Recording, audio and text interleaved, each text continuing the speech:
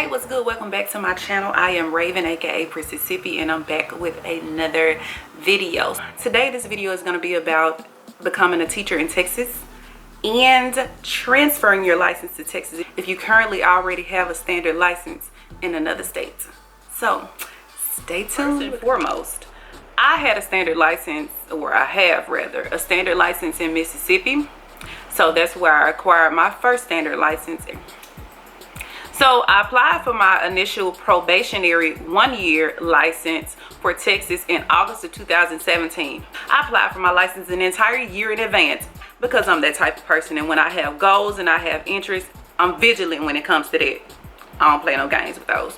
But anyway, I applied for my 1-year probationary license in August of 2017, and then toward the end of that school, and it was issued in like 2 weeks. And I know people say July, August are really like school districts and education state agencies like busy season, but I can tell you, when I did my stuff, I got a response back ASAPly. So I applied for that 1-year probationary, and like 2 weeks later I had a 1-year probationary license in both social studies and English grades 7 through 12 because those were my endorsement areas in Mississippi. So they're going to give you the 1-year probationary license based on those endorsements that you have in your current state. And then once they check everything out, you will get it, you know. So I was not going to use it till a year later. So it was just there. And they will date it for whenever you want it to start. I was not going to start until August of 2018 or July of 2018, which was cool. It sat there. So fast forward to the end of the 2017-18 school year.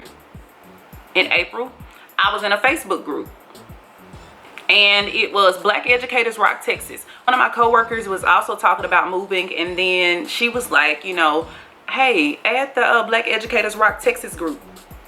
I said, girl, you right, you on to something. So I added the group. They will post job openings, especially like now with school year coming on. Rarely any school ever is fully staffed. Y'all, let's be clear. Rarely ever. So up until the last minute, even after school start, there are usually positions somewhere. Just don't give up, and especially if you're a course subject. But I got the information from there, everything that I learned. But when it comes to transferring my license, I had already paid for my license to be transferred, for review of my license, issuance of my license, and all of that. So a year later, this April, something told me to get in the group, and this April I'm getting ready, I'm packing because I'm moving and I'm leaving Jackson at this time. So I get on the group and I'm strolling through. I wasn't even on there a few seconds before I got to this post, and this lady said, so I see that Texas is giving out exemptions for people with standard license in other states. Has anybody gotten theirs yet? Y'all, as a matter of fact, no, I'm sorry, this was May. I was like, y'all, now I'm hyperventilating because I'm like, oh my God, are you serious? So you mean to tell me I ain't got to take no test? So back a little bit. So January of 2018, I came to Texas to actually take the PPR test. And if you're familiar with Praxis, it's like the content, not the content, it's like the Praxis 1, where it's like a general content thing. The only difference is the PPR is really not subject area based. Like the Praxis 1 has like math, reading, some other stuff. It's been a minute, but the PPR has basically like strategies and things you would use in the class, but they are cross curricular. So it's like, what would you do as a teacher? And tip about PPR, when I was reading in this group, and I'm gonna say BER from now on, so I won't have to say the long name, people were asking how to pass it. They said treat those questions as if there is a perfect school and a perfect world. And that's exactly what I did. And I passed PPR on the first go. So I had to come to Texas to actually take that. In April, I had scheduled to take the actual English exam because prior to this exemption thing, the only way that you could become a teacher in Texas, even if you had a standard license in another state, was to actually retake whatever content test. Now y'all know, you're a teacher who've already passed content tests in another state or passed content tests period. We all know that standardized tests ain't nothing you want to continuously do over and over and over again, child. So that becomes taxing in itself to your emotions, your pockets, psychologically, emotionally, all of it. Look, at that time I had scheduled to take the English secondary English exam in Mississippi because PPR I couldn't take in Mississippi, but in the content area to be licensed in Texas I could. So when I went to take the content test that day, I had like a severe sinus infection. All I know is I felt horrible and it was a mess. So my mind was all over the place. I had chills and shivers while I was in there, and normally that place probably wasn't even cool, but that's just how sick I was. And I did not pass the test at the time, but let me just tell you how good God is. So April had passed and I was getting ready to pay to take the test again, because I'm not one of those people who likes to wait until the last minute. I just, or even close to the last minute, especially when it comes to like my livelihood and stuff of that nature. Like, I take that seriously. Fast forward to May, got my test scores and I didn't pass. The thing, had I been absolutely well, I would have passed. Hence, I passed the special ed exam, and I know English content like the back of my hand. And I passed the special ed exam for Texas back in April. And I had anxiety the entire 150 questions. So I know I could have passed the English test had I been absolutely well, but nonetheless. Forward to May. At this time, I'm getting ready to pay for the content area test for Texas. Take it again. And I scrolled into this Facebook group and I was like, BER Texas. So I was like, when I saw that lady's thing, I was like, oh my God. I was like, oh my God, let me find out this information. So I read all the comments. I saw some other people who said that they had applied from their state, applied because they had a standard license in their present state. They had applied for the exemption in Texas. Okay, so what the exemption is, whatever content areas you have an endorsement in, you must have a state. Can't be a probationary or provisional license. It has to be a standard license. It can't be one that was given, you know, like on a stipulation like I had it and they gave me the one. It can't be one of those. It has to literally be a standard license with 5, 10, 20 years, how many ever whatever your state deems to be standard. The exemption requires that you, whatever area you took a test in and had passed and got an endorsement, they will give you the exemption for having passed that test. Now, here's the catch, or here's the exception. In Mississippi, I had a social studies endorsement because I have a degree in social science. And if you pass at least one test and they give you a standard license, if you have, like, don't quote me on this, like 21 hours or more, I think it was 21, in a content area, then they would add that endorsement to your license. You had to request it, but nonetheless they would add it. You know, just based on those college hours. So I have a bachelor's of science in social science, so that goes right under the umbrella of social studies. So I had that endorsement. So when I did my exemption for Texas, I was not given the endorsement for social studies because I didn't take and pass that test. I'm gonna leave the link below to the actual link to the out-of-state license page for Texas Education Agency, as well as the Texas Certification Exam Registration page is how I got my job in Texas. I always say this, and this is just me. I rock with it. I always tell God, all you got to do is give me the interview. I got it from there. And it works every time. And again, y'all, this is me being vigilant. So this is my story on how I got my job. So I was so gung-ho on leaving Mississippi, and I had such a horrible experience at my school in 2 whole years, y'all. So whatever I had to do to get up out of there, I was gonna do it. And I was not taking no for an answer. I had gotten on one of my good friends from Delta State, who I've known for like 10 years or so now. Actually, my colleague, we work at the same school, so I knew about the district that she worked at, and she gave me a lot of tips and pointers about moving here.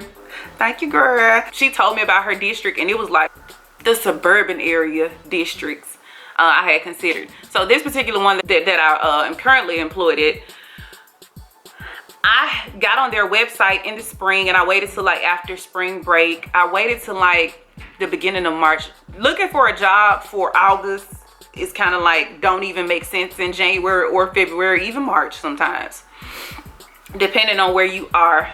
But I started looking in March, you know, and I was like, okay, I need to see, you know, what's out here. I had logged onto my district's website and saw where they would have like job fairs, and I'm trying to see, you know, when I can get to one, because like I feel like job fairs are your best bet. I had seen in one of the BER groups where people were emailing principals, and I tried that, and I actually I got one interview from that, and I got a couple of emails from principals.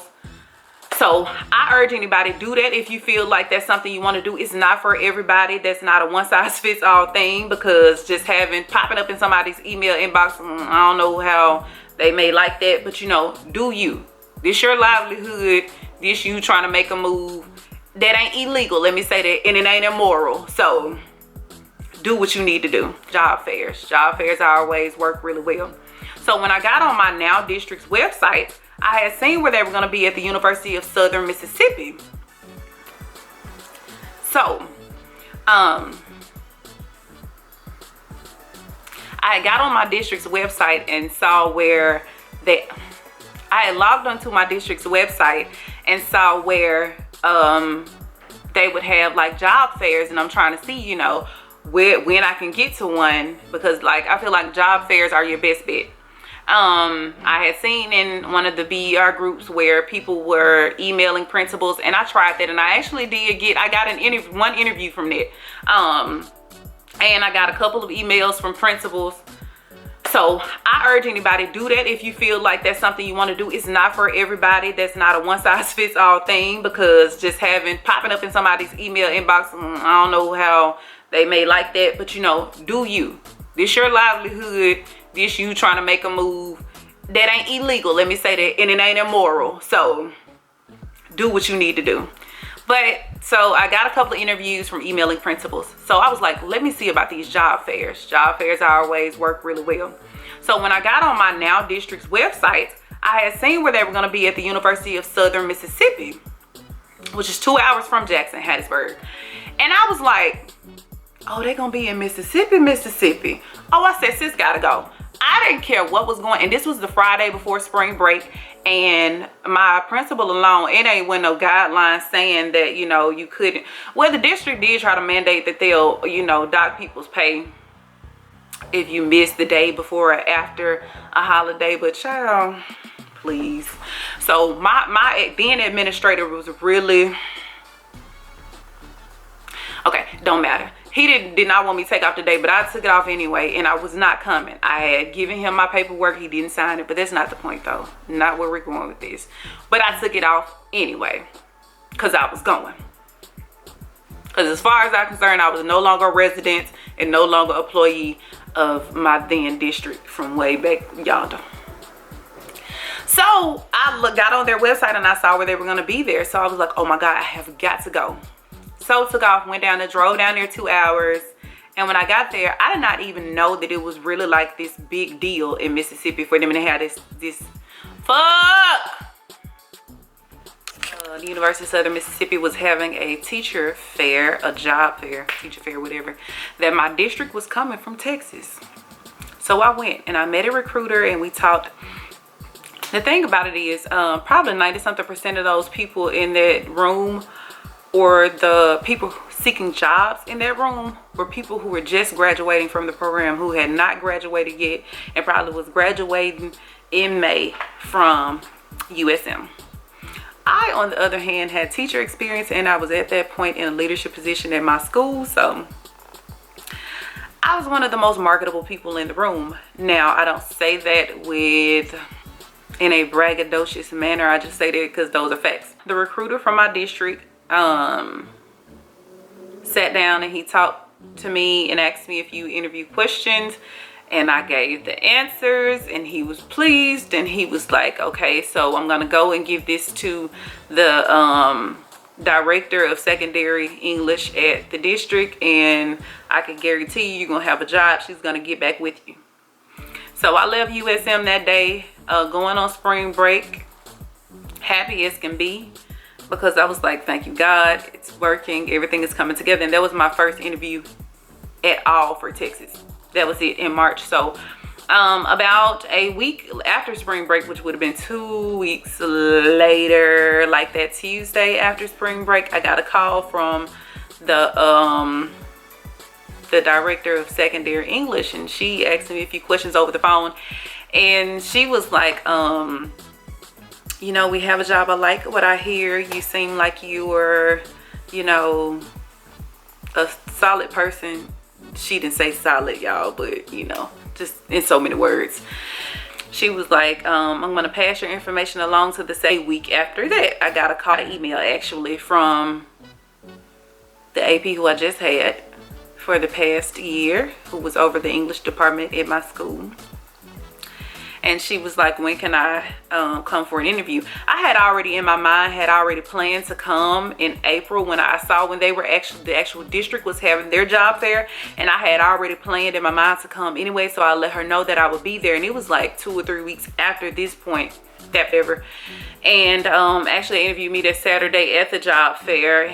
And just basically to see what I was about, to see if it would be a concrete yay or no for them. Because even if the recruiter, you know, said, hey, I have a good feeling, even if the secondary, you know,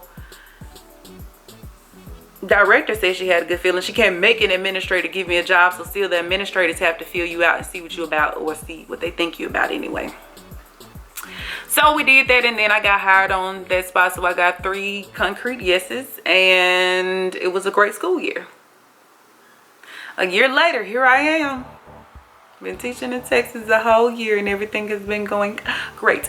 But yeah, so that was my experience with that. So I urge you to find out when school districts are having actual job fairs, and if some of these school districts will actually be in your particular state, because obviously they travel. That's why they hire recruiters, especially in large districts, because they can go places and travel interstately. You want to become licensed in the first place. If you've never been a licensed teacher and you want to become licensed in the state of Texas, I have a few co-workers who actually did Texas teachers.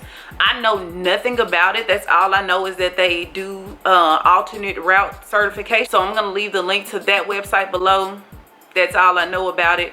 Especially if you are currently not in a teacher preparation program in an undergraduate program, then there are alternate route programs. The ones in Texas are different from the ones in Mississippi, so I can't tell you specifically, but I will leave links below for some things that I have found, including Texas teachers and other things about alternate route programs altogether. Teach.org is a good one as well, so I'll leave those down below. Also, y'all, this is for the state of Texas. I know I teach in Houston and I work at a particular district in Houston, but the information that I just said about transferring license stuff, that is the Texas Education Agency. So that's for all of the districts, every single district, every single school, public school in the state of Texas. So just not Houston. Leave Texas Education Agency's website down below. And then I'm going to leave the link to the teacher preparation stuff down below as well. So yeah.